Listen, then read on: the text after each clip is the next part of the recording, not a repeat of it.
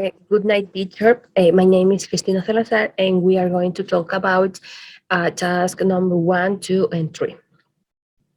Task number 1, uh, it said examine a classroom text, either a speaking text or a general English course book.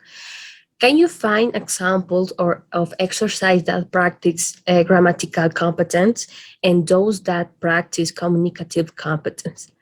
Which kinds of activities are predominant? Okay, firstly, what is communicative competence and what is grammatical competence?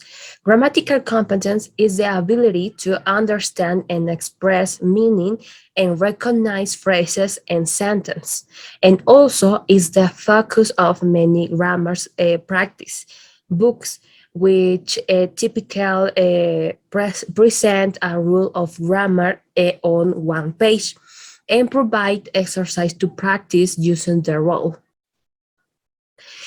And what is communicative competence? Communicative competence has a different purpose knowledge, knowing how to use language for a range, and that means about purpose and functions, knowing when to use formal or informal speech, and that means about how to use language properly. One of the examples we have is using an English book where we enter different types of activities about grammatical competence, which use grammatical rules, a vocabulary, or a list of words. And these activities, we find activities that connected with communication based on listening or dialogues. Task number 2. What difficulties my students and teachers face because of change is their roles in using a communicative methodology. Students do not participate and they can feel ashamed to talk. Less sources, curriculum, search activities, change in the methodology can be difficult for them.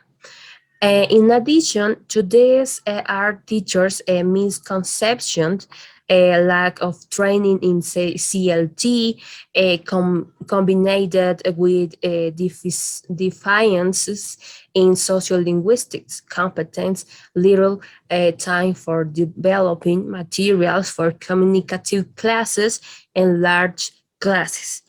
Other difficulties include grammar basis, examinations, insufficient funding, and lack of support.